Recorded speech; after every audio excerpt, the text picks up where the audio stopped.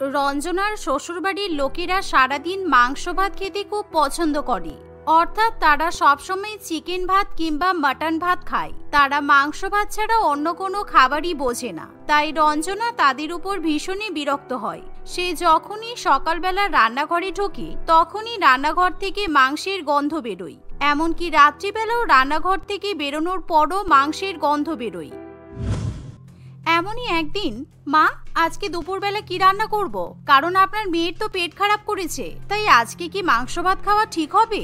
আজকে বরঞ্চ আপনারা পাতলা মাছের ঝোল দিয়ে ভাত খেয়ে নিন, তাহলে কিন্তু আপনার মেয়ের শরীর ঠিক থাকবে। কোনো প্রশ্নই আসছে না। মাছ আবার কেউ খায় নাকি? ওসব বেকার কথা বাদ দাও তো। কালকে আমি আমার মেয়েকে পেট ঠিক করার জন্য ওষুধ খাইয়ে দিয়েছি, তাই আজকেও গরম গরম পাঁঠার মাংস কষা দিয়ে ভাত খেতে পারবে। তার মানে আজকেও আপনারা মাংস ভাত খাবেন? হ্যাঁ বৌদি, আজকেও আমরা মাংস ভাত খাবো। আর তুমি খুব চালাক, বুঝেছো? কারণ যেই শুনলে আমার পেট খারাপ করেছে অমনি তুমি তোমার পছন্দের মাছের ঝোল আর ভাত রান্না করার কথা বললে। কিন্তু সেটা তো হবে না, কারণ আজকে সকালবেলা থেকে আমার পেট একদম সুস্থ হয়ে দৌড়াচ্ছে আর কখন থেকে মাংস ভাত বলে ডাকছে। তাই তুমি দুপুরবেলা গরম গরম মাংস আর সরু চালের ভাত রান্না করে ফেলো। হ্যাঁ, আর কালকে রাত্রিবেলা অনেকটা চিকেন কষা আর বাসি ভাত আছে, সেটা আজকের মধ্যে শেষ করে ফেলতে হবে। এখনো তো কারোর ব্রেকফাস্ট খাওয়া হয়নি, তাই তুমি ওই চিকেন আর ভাতটা এখন গরম করে নাও। কি, সকালবেলা বাসি মাংস ভাত, দুপুরবেলা আবার মাংস ভাত? একদমই তাই। আমরা একবার ছাড়া 10 বার মাংস ভাত খেতে পারি। সন্ধ্যাবেলাও আমরা মাংস ভাত খাবো, রাত্রিবেলা আমরা মাটন কিমা আর ভাত খাবো। তোমার কিছু করার আছে?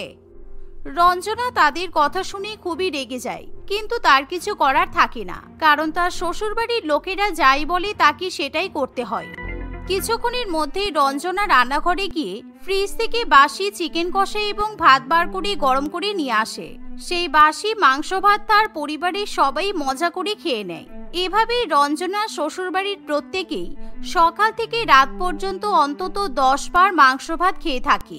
এভাবেই দেখতে দেখতে ক্যালেন্ডারের পাতায় কিছুদিন কাটে। জানিস জোমা, আমি আমার আত্মীয়দের বলেছি তোর বৌমা কত ভালো রান্না করে। আমি তোর বৌমার মতো একদম রান্না করতে পারি না। তোর বৌমার এত ভালো গুণ, সত্যিই প্রশংসা করার মতো। আর তোরাও তো অনেক ভালো মানুষ, তাই আমি সবাইকে বলেছি আজকে আমি ওদেরকে নিয়ে তোদের বাড়িতে মাংস ভাত খেতে যাব। ওরাও একটু বুঝুক যে তোর বৌমার হাতে রান্না করা মাংস ভাত খেতে কতটা ভালো হয়। ও তাই নাকি? তাহলে তো দারুণ ব্যাপার। ঠিকই বলেছিস, আমার বৌমার হাতে রান্না করা মাংস ভাতের কোনো তুলনাই হয় না। ঠিক আছে, তুই তাহলে চলে আসিস। আমি আমার বৌমাকে বলবো সবার জন্য গরম গরম মাটন কষা, চিকেন কষা আর তার সাথে সরু চালের ভাত রান্না করতে। আমার বৌমাও তো রান্নার প্রশংসা শুনে খুব খুশি হবে। এই বলে ঝুমা দেবী ফোন রেখে দেয়। কিন্তু ঝুমা দেবী যখন তার বৌমাকে প্রতিবেশীদের জন্য মাংস ভাত রান্না করতে বলে, ফলে রঞ্জনা সবার জন্য গরম গরম মাটন ভাত এবং চিকেন ভাত রান্না করে। সেদিন দুপুরবেলা ঠিক খাবার খাওয়ার সময় সাবিত্রী দেবী তার পরিবার এবং আত্মীয় স্বজনকে নিয়ে মাংস ভাত খেতে চলে আসে। তারা দুপুরবেলা প্রায় কিলো কিলো মাংস ভাত খাওয়ার পর বলে, সত্যি বৌমা, খুব ভালো রান্না করেছো, মনটা একেবারে ভরে গেল। কিন্তু আমাদের পাতে একটু হাড়ের পরিমাণটা বেশি পড়েছিল, তাই তুমি বরঞ্চ আমাদের কিছুটা মাংস ভাত টিফিন কারিতে করে প্যাক করে দাও, তাহলে বাড়িতে নিয়ে গিয়ে রাত্রিবেলা খেতে পারবো। হ্যাঁ, সে আমি বুঝতেই পেরেছি, তাই আগে থেকে আমি টিফিন প্যাকিং করে রেখে দিয়েছি, এই নিন। এভাবে সাবিত্রী দেবী এবং তার পরিবার বেশি বেশি মাংস ভাত খেয়ে এবং মাংস ভাত নিয়ে সেখান থেকে চলে যায়। এভাবেই দেখতে দেখতে কিছুদিন কাটে, কিন্তু রঞ্জনার শ্বশুরবাড়ির লোকেদের স্বভাব মোটেই পরিবর্তন হয় না। সকালবেলা ঘুম থেকে উঠে মুখ ধোয়া মাত্রই তাদের মাংস ভাতের খিদে পেয়ে যায়। আবার দুপুর হতে না হতেই তারা 3-4 বার মাংস ভাত খেয়ে নেয়। এমনকি সন্ধ্যাবেলা চা জলখাবার খাওয়ার সময়ও তারা মাংস ভাত খেতে পছন্দ করে, যার ফলে রঞ্জনা অনেক বেশি পরিমাণে মাংস ভাত রান্না করতে গিয়ে পাগল হয়ে ওঠে। যে করে হোক এদের সারাদিন ধরে মাংস ভাত খাওয়ার পাগলামি আমাকে কমাতেই হবে, তা না হলে এই শ্বশুর বাড়িতে আমি আর টিকতে পারবো না। এই ভেবে রচনা সেদিন ইচ্ছা করেই সারাটা দিন খুব বাজেভাবে মাংস ভাত রান্না করে। মাংসগুলো ইচ্ছাকৃতভাবে একটু কাঁচা কাঁচা এবং শক্ত শক্ত রেখে দেয়, সেই সাথে ভাতটাও একটু শক্ত করে রান্না করে। কিন্তু তার শ্বশুরবাড়ির লোকেরা যখন মাংস ভাত খেতে বসে তখন রঞ্জনা, তোমার কি ব্যাপার বলো তো? আমরা কিছুদিন থেকেই দেখছি আমরা যখনই মাংস ভাত খাই তখন তুমি মাংসটা কেমন শক্ত শক্ত কাঁচা রান্না করো, আর ভাতটা কিরকম কাঁচা থাকে। ওইরকম কাঁচা মাংস ভাত খাওয়া যায় নাকি? হ্যাঁ দাদা, একদম ঠিক বলেছিস। বৌদি মনে হয় আর রান্না বান্না করতে চাইছে না। আমরা সারাদিন মাংস ভাত খাই বলে বৌদি ইচ্ছা করে আমাদের সঙ্গে এরকম করছে। আমি ইচ্ছা করে খারাপ মাংস ভাত কেন রান্না করতে যাব বলো? আমার মনে হয় বিপুল যেই দোকান থেকে মাংস নিয়ে আসে আর চাল নিয়ে আসে সেখান থেকেই তোমাকে খারাপ জিনিসপত্র দিয়েছে, তাই জন্য রান্নাটা এমন হয়েছে। কারণ আমি প্রত্যেকদিন যেভাবে রান্না করি সেভাবেই তো রান্না করেছি। ঠিক আছে, দোকান থেকে যখন খারাপ মাংস দিচ্ছে তাহলে তোমাকে কাল থেকে আর মাংস ভাত রান্না করতে হবে না। আমি কালকে থেকে সারাদিনের জন্য দোকান থেকে গরম গরম মাংস আর ভাত নিয়ে আসবো, তাহলে সমস্যার সমাধান হয়ে যাবে। কারণ সারাদিন আমরা মাংস ভাত খাওয়া বন্ধ করতে পারবো না, আর এটা আমাদের একটা ইমোশন, বুঝেছো? বিপুলের কথা শুনে রঞ্জনা খুবই খুশি হয়। রঞ্জনা মনে করে এবার হয়তো তার শ্বশুরবাড়ির লোকেদের জন্য সারাদিন মাংস ভাত রান্না করতে হবে না। কিন্তু সেই গুড়ে বালি। সারাদিন রেস্টুরেন্ট থেকে মাংস ভাত নিয়ে আসতে গেলে তোমার অফিসের সব মাহিনার টাকা তো খাওয়া দাওয়ার পেছনেই খরচ হয়ে যাবে, আর আমরা তো দেউলিয়া হয়ে ঘুরে বেড়াবো। এভাবে সেদিন রচনা খারাপভাবে মাংস ভাত রান্না করার জন্য নিজের জালে নিজেই ফেঁসে যায়। কারণ পরের দিন থেকে বিপুল সারাদিন রেস্টুরেন্ট থেকে মাংস ভাত কিনে নিয়ে আসে আর পরিবারের সবার সঙ্গে বসে বসে মাংস ভাত খায়, যার ফলে বিপুলের অনেক অনেক টাকা খরচা হয়ে যায়। তাই রঞ্জনা তার প্রিয় বান্ধবীকে ফোন করে আর ব্যাপারটা জানায়। সত্যি এটা তো খুব চাপের ব্যাপার, কিন্তু তুই একদম চাপ নিস না। আমি তোকে একটা রিল পাঠাচ্ছি, তুই ওটা দেখ, আর যেরকম করে তোকে কাজ করতে বলবো তুই সেরকমই করবি। তাহলে দেখবি তোর শ্বশুরবাড়ির মাথা থেকে এরকম প্রত্যেকদিন মাংস ভাত খাওয়ার পাগলামি একেবারে পালিয়ে যাবে। তুই সত্যি বলছিস? তাহলে তো খুব ভালো হয় রে। আমি এই জীবনের মতো বেঁচে যাই, কারণ প্রত্যেকদিন 10 বেলা মাংস ভাত খেতে খেতে আমি বিরক্ত হয়ে যাচ্ছি। আমার আর ভালো লাগে না, কারণ এখন আমি স্বপ্নেও মাংস ভাত দেখি। হ্যাঁ বুঝতে পেরেছি, কিন্তু আমি তোকে যেই বুদ্ধিটা দেব তারপর তোর শ্বশুরবাড়ির লোকেরা নিজেদের দুঃস্বপ্নেও মাংস ভাত খাওয়ার কথা ভাবতে পারবে না, সারাদিন তো দূরের কথা। এই বলে দেবী ফোন রেখে দেয়। ফোন রাখার পর দেবী রঞ্জনাকে একটা রিল ভিডিও পাঠায়, যা দেখে রঞ্জনা একেবারে কেঁপে ওঠে। পরের দিন সকালবেলা ঘুম থেকে উঠে রঞ্জনা যথারীতি সারাদিনের জন্য গরম গরম মাংস ভাত রান্না করে, কারণ সেদিন তাদের বাড়িতে আবার অতিথি আসার কথা। কিছুক্ষণের মধ্যেই বাড়িতে অতিথি চলে আসে। সবাই মিলে যখন লাঞ্চ টেবিলে খাবার খেতে বসে তখন টেবিলে মাংস এবং ভাত ঢাকা দিয়ে রাখা থাকে। এমন সময় রঞ্জনা মাথায় বাচ্চাদের মতো দুটো বিনুনি বেঁধে এবং ফ্রক পরে সবার সামনে এসে দাঁড়ায়। তাকে এরকম পোশাক আশাক পরে থাকতে দেখে সবাই হাসতে শুরু করে, যা দেখে রঞ্জনার শ্বশুরবাড়ির লোকেরা খুবই লজ্জা পেয়ে যায়। জুমা, তোর বৌমা তো দেখছি একদম 5 বছরের বাচ্চা হয়ে গেছে, না হলে বাড়ির বউ হয়ে এরকম জামা কাপড় কেউ পরতে পারে নাকি? আচ্ছা বৌমা, তুমি আমাদের জন্য কি রান্না করেছো? আজকে দুপুরবেলা আমরা সবাই মিলে কি খাবো? কেন? মাংস ভাত। মাংস ভাত খাবো। মাংস ভাত, মাংস ভাত। আমিও মাংস ভাত খাবো, আর আপনারাও গরম গরম মাংস ভাত খাবেন। এভাবে রঞ্জনা বাচ্চাদের মতো আদিক্ষেতা করে মাংস ভাত করে নাচানাচি করতে শুরু করে দেয়, যা দেখে সবাই ভীষণই অবাক হয়, কারণ রঞ্জনার থেকে এরকম ব্যবহার কেউ আশা করতে পারে না। আর রঞ্জনা সবার সামনে এরকম ভাবে পাগলামি করতে থাকে যে কেউ আর সেই মাংস ভাত খেতে পারে না। সবাই মিলে রঞ্জনাকে খারাপ খারাপ কথা বলে সেখান থেকে চলে যায়। সেদিনের পর থেকে রঞ্জনা যখনই তার শ্বশুরবাড়ির লোকেদেরকে মাংস ভাত খেতে দেয় তখনই সে তাদের সামনে ইচ্ছা করে মাংস ভাত বলে ধেই ধেই করে নাচানাচি শুরু করে দেয়। কি অসভ্যতামি হচ্ছেটা কি বৌমা? তুমি ভদ্রভাবে কথা বলতে পারছো না? তোমার এরকম বাচ্চা বাচ্চা নেকা নেকা কাণ্ড সারা পাড়ায় ছড়িয়ে পড়েছে। তোমার জন্য আমরা লজ্জায় পাড়াতে বেরোতে পারছি না, কারণ সবাই আমাদেরকে দেখলেই মাংস ভাত বলছে। হ্যাঁ ঠিকই তো বলে, আপনারা তো সারাদিন মাংস ভাত খেতে পছন্দ করেন, তাই আমি মাংস ভাত বলে নাচানাচি করি। মাংস ভাত, ইয়ে কি মজা! আজকে সবাই মিলে খাবো মাংস ভাত। আজকে দুপুরে খাবো মাংস ভাত, 10 বেলা খাবো মাংস ভাত। এভাবেই রঞ্জনা ইচ্ছাকৃতভাবে নাটক করতে থাকে। অন্যদিকে বিপুল তার বন্ধু বান্ধবদের নিজেদের বাড়িতে নিমন্ত্রণ জানায়। রঞ্জনা সেদিনও সবাইকে মাংস ভাত পরিবেশন করে এবং মাংক ভাত বলে গান করে নাচানাচি করতে শুরু করে দেয়। এমন পরিস্থিতিতে রঞ্জনার শ্বশুরবাড়ির আত্মীয় স্বজন সবাই রঞ্জনাকে নিয়ে মিম বানাতে শুরু করে এবং রঞ্জনা ও তার পরিবারকে নিয়ে খারাপ খারাপ কথা বলতে থাকে। রঞ্জনা, পরিষ্কার করে উচ্চারণ করো মাংস ভাত। সবাই ফোনে বলছে মেরে তোমার মুখ ভেঙে দেবে। তুমি নাকি ছোটবেলা থেকে কোনো শিক্ষা পাওনি। বুড়ি ধাড়ি খাসি হয়ে বাচ্চা হওয়ার নাটক করছো, বাচ্চাদের মতো মাংক ভাত করে নাচানাচি করছো। আমরা কিন্তু একদম সহ্য করতে পারছি না বৌমা। হ্যাঁ, আমিও পারছি না, কারণ সবাই ঠিক কথাই বলছে।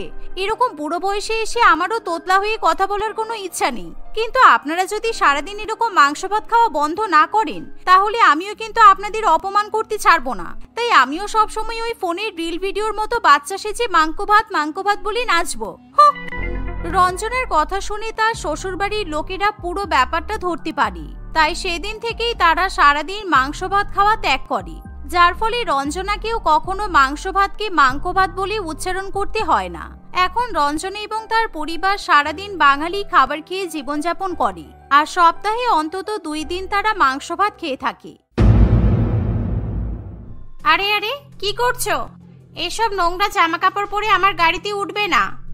অনেক কান্নাকাটি করে জেদ করার পরে এই গাড়িটা আমি পেয়েছি। এটা এখন আমাকে অনেক যত্ন করে রাখতে হবে। এটার কিছু হয়ে গেলে রোহন আমাকে ছেড়ে কথা বলবে না। আমরা গাড়িতে উঠলে তোমার গাড়ি নোংরা হয়ে যাবে, এরকম কথা তুমি বলতে পারলে? আমার কথা না হয় বাদই দিলাম, নিজের দাদাকেও ওইভাবে অপমান করলে। দেখো, আমাকে ইমোশনাল ব্ল্যাকমেল করে তোমাদের কোনো লাভ হবে না। যখনই কেউ কোনো একটা নতুন জিনিস কেনে সেটাকে খুবই আগলে রাখার চেষ্টা করে, আমিও তাই করছি। আর তার থেকে বড় কথা, তোমাদের এমন নোংরা জামা কাপড় পরে আমি আমার নিজের নতুন সোফাতেই বসতে দিতাম না। আর এটা তো আমার গাড়ি। তুই কি পয়সার জন্য মনুষ্যত্ব ভুলে গেছিস বোন? একটা সামান্য গাড়ির জন্য কেউ এইভাবে নিজের বাড়ির লোককে অপমান করে? এটাকে সামান্য গাড়ি কিভাবে বলতে পারছো শুনি? এই গাড়ির দাম তোমাদের 1 বছরের মাহিনার থেকেও বেশি। আমার এই গাড়িটার একটা আয়না ভেঙে গেলেও তোমাদের কারোরই সেটা সারিয়ে দেওয়ার সামর্থ্য নেই, আর তোমরা এই গাড়িটাকে সামান্য গাড়ি বলছো? সোনালি এভাবেই তার দাদা এবং বৌদিকে অপমান করছিল। ঠিক তখনই মৌসুমীর 5 বছরের ছোট্ট ছেলে নয়ন সেখানে চলে আসে। তাদের দরজার সামনে এত বড় গাড়ি দেখে ছোট্ট নয়নের চোখগুলো যেন জ্বলজ্বল করে ওঠে। ঠিক এমনই একটা খেলনা গাড়ি তো তার কাছে আছে। সেই কথা ভেবেই সে কাদামাটি মাখা হাত দিয়েই সোনালির সাদা গাড়িটাকে স্পর্শ করে। সোনালি রেগে গিয়ে কিছু না ভেবেই নয়নকে খুব জোরে একটা চড় মারে। তোমাদেরকে গাড়িটা দেখাতে আনাই আমার ভুল হয়েছে। নিজের বাচ্চাকে ঠিকঠাক ভাবে শিক্ষা দিতে পারো না, আবার আমাকে এক্ষুনি মনুষ্যত্ববোধের জ্ঞান দিচ্ছিল। পুরো গাড়িটাকে নোংরা করে দিল ছেলেটা। তুমি মা বাবাকে বকো না পিপি, আমার কাছেও এমন একটা গাড়ি আছে, কিন্তু ওটা অনেক ছোট। তোমার কাছে অত বড় গাড়িটা দেখে আমি ভেবেছিলাম আমার বাচ্চা গাড়িটাই বড় হয়ে গেছে, তাই আমি ওকে নিয়ে যেতে এসেছিলাম। হ্যাঁ, লোকের গাড়িই তো নিয়ে যাবি, এই তো শিক্ষা। বড় হয়ে ওই চোর ডাকাতি হবি, এই বিষয়ে আর কোনো সন্দেহ নেই। আমার নতুন সাদা গাড়িটাকে পুরো নষ্ট করে দিল। আমার এখানে গাড়িটা নিয়ে আসাই ভুল হয়েছে। ভাবলাম তোমরা নিজের লোক, তাই তোমাদের আগে দেখাই। ওই ছোট্ট ছোট্ট দুটো হাতের ছাপে তোমার পুরো গাড়িটা নোংরা হয়ে গেল। সোনালি, তুমি তোমার গাড়িটা পরিষ্কার করিয়ে নাও। যত টাকা লাগে আমি দেব। দরকার হলে আমার ঘরের বাসনপত্র বেচে তোমার গাড়ি পরিষ্কার করাবো, কিন্তু আমার সামনে দাঁড়িয়ে তুমি আমার ছেলেকে আর স্বামীকে এভাবে অপমান করতে পারো না। ধনী ননদ আর ননদের বরকে দুবেলা বাড়িতে বসে খাওয়ানোর মুরদ নেই, আবার বড় বড় কথা বলছো। কি করতেছে এখানে এসেছিলাম উপরওয়ালাই জানে। যাই, এবার গাড়িটা পরিষ্কার করিয়ে নিই। এই বলে সোনালি সেখান থেকে চলে যায়। সোনালির ব্যবহারে মৌসুমী এবং আনন্দ দুজনেই খুবই অবাক হয়। আনন্দ ভেবে পায় না যেই বোনকে সে ছোটবেলা থেকে কোলে পিঠে করে মানুষ করেছে সেই বোন কিভাবে এতটা পাল্টে গেল। মৌসুমী চাইলেই তার ধনী ননদের অহংকার এক মুহূর্তেই ভেঙে দিতে পারত, কিন্তু সে সেরকম কিছুই করেনি। মৌসুমী আর আনন্দ তাদের এক ছেলে নয়ন এবং আনন্দের ছোট বোন সোনালির সঙ্গে থাকত। তারা গরিব হলেও সোনালির চিন্তাধারা আর স্বপ্ন সবসময় বড় লোকেদের মতোই ছিল। একদিন মৌসুমী এবং সোনালী রাস্তায় বেরিয়েছে এমন সময়, বৌদি গাড়িটা দেখলে?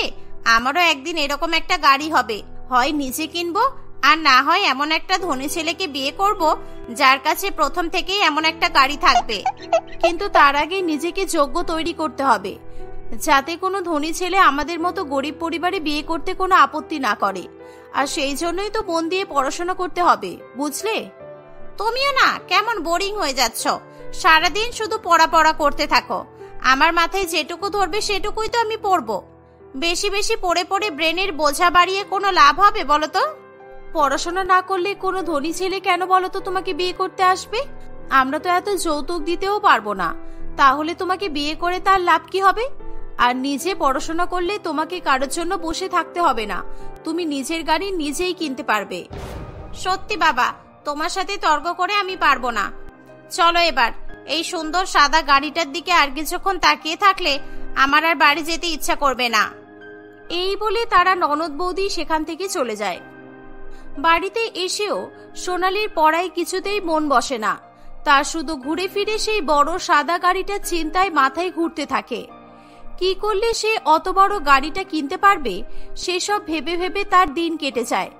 সোনালীদের কলেজে রোহন বলে একটা ছেলে পড়তো। রোহন পড়াশোনাতে যেমনই হোক, কিন্তু তার বন্ধু বান্ধবীর সংখ্যা কম ছিল না।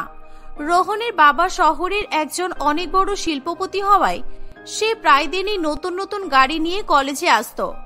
সোনালীর রোহনকে পছন্দ না হলেও সে হা করে তার গাড়িগুলোর দিকে তাকিয়ে থাকতো। একদিন, এই তুমি রোজ আমার দিকে হাঁ করে তাকিয়ে থাকো কেন বলো তো? আমি জানি আমি একটু হ্যান্ডসাম, কিন্তু তার মানে তো এই না যে আমি যখনই কলেজে আসবো তুমি তখনই আমার দিকে এইভাবে হাঁ করে তাকিয়ে থাকবে। ছেলে হয়েছি তো কি হয়েছে, লজ্জা তো আমারও করে। আমার কি খেয়ে দেয়ে কাজ নেই যে আমি তোমার দিকে তাকিয়ে থাকবো? আমি কলেজে পড়াশোনা করতে আসি, বন্ধু পাতিয়ে আড্ডা মারতে নয়। তোমার নিশ্চয়ই কোথাও ভুল হয়েছে। কিচ্ছু ভুল হয়নি, আমি দেখেছি আমি প্রত্যেকদিন যখনই গাড়ি থেকে নামি তখন তুমি হাঁ করে আমার দিকে তাকিয়ে থাকো। তুমি এরকম ভাবে তাকিয়ে না থাকলে আমি বুঝতেই পারতাম না যে আমি কতটা হ্যান্ডসাম। Anyway, thank you. ও, ওগুলো তোমার গাড়ি? আমি তোমাকে কোনোদিনও দেখিনি। প্রত্যেকদিন শুধু তোমার গাড়িগুলোকেই দেখতে থাকি। আমার গাড়ির খুব শখ জানো। আমি নানান রকম ম্যাগাজিনে বা খবরের কাগজে গাড়ির ছবি পেলে সেগুলো কেটে কেটে জমা করি। WBM X5 আমার সবচেয়ে প্রিয় গাড়ি। ওরে বাবা, সে তো অনেক দাম। একটা গাড়ি প্রায় 1 কোটি টাকা। আমার বাবাকে 100 বার বললেও আমার বাবা আমায় কিনে দেবে না। তবে তোমার যদি আমার গাড়িটা পছন্দ হয় তুমি আমার সাথে ঘুরতে যেতে পারো। তোমার মতো বন্ধুকে লং ড্রাইভে নিয়ে যেতে পারলে আমার বেশ ভালোই লাগবে। গাড়ি করে ঘোরার লোভে সোনালী রোহনের প্রস্তাবে রাজি হয়ে যায়। তারপর থেকে সোনালী প্রায় দিনই কলেজ বাঙ্ক করে রোহনের সঙ্গে ঘোরাঘুরি করতে শুরু করে। তার পড়াশোনার অবস্থা দেখে আনন্দ খুবই রেগে যায় এবং বলে যে সোনালী যদি তার কলেজের ফাইনাল ইয়ারের পরীক্ষায় ভালো নম্বর না পায় তাহলে আনন্দ সোনালীর বিয়ে দিয়ে দেবে। তোর এত বড় সাহস কি করে হয় দাদা? তুই ভাবলি কি করে আমি তোর পছন্দের ছেলেকে বিয়ে করব? তোর পছন্দ মানেই তো তোর লেভেলের কোনো গরিব ভিখারিকে ধরে আনবি। নিজের বউ পছন্দ করার বেলাতেও তো তাই করেছিস। বড়লোক বৌদি আসলে অন্তত যৌতুকে একটা গাড়ি চাইতে পারতাম। তুই কবে এত পাল্টে গেলি আমি সত্যিই বুঝতে পারছি না। না তুই মন দিয়ে পড়াশোনা করিস আর না তুই বড়দের সাথে ঠিকভাবে ব্যবহার করিস। যেই বৌদি তোকে এত কষ্ট করে এতদিন ধরে মানুষ করলো তাকেই তুই এইসব বলছিস? বলবো নাই বা কেন? আমার সব বন্ধুরা নিজেদের গাড়ি করে কলেজে যায়। কারোর গাড়ি না থাকলেও বাইক অথবা স্কুটি তো আছেই। আমাকে তোর একটা সাইকেলও কিনে দিতে পারিসনি। বললাম বলে আবার সাইকেল নিয়ে চলে আসিস না যেন। তুমি কিভাবে তোমার দাদার সঙ্গে কথা বলছো সোনালী?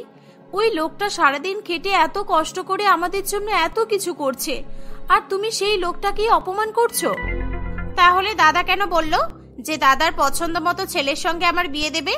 দাদার বন্ধু বান্ধব আর পছন্দ কি আমি জানি না? হয় কেউ মুদির দোকান সামলায় আর না হয় জামা কাপড়ের দোকানে কাজ করে। এমন কোনো ছেলের সঙ্গে বিয়ে করলে সারা জীবনে আমি একটা গাড়ি তো দূরের কথা, একটা অটোও কিনতে পারবো না। আমি তো তোমাকে আগেই বলেছিলাম মন দিয়ে পড়াশোনা করো, নিজের যোগ্যতা নিজে অর্জন করো। দেখবে দরজার সামনে বড় লোকের ছেলেদের লাইন লেগে গেছে। কিন্তু তা তো তুমি শোনোনি। এখন হয় মন দিয়ে পড়াশোনা করে ভালো নম্বর নিয়ে পাশ করো, আর না হয় দাদা যাকে দেখবে তার সঙ্গে বিয়ে করো। আমি ফেল করলেও তোমাদের দেখা ছেলের সঙ্গে বিয়ে করব না। আমি যদি বিয়ে করি একমাত্র রোহনের সঙ্গেই বিয়ে করব। ওর বাবা একজন মস্ত বড় শিল্পপতি, ওদের বাড়িতে অনেক গাড়ি আছে। ওর সঙ্গে বিয়ে করলে আমার একটা জায়গায় অনেকগুলো গাড়ি থাকবে।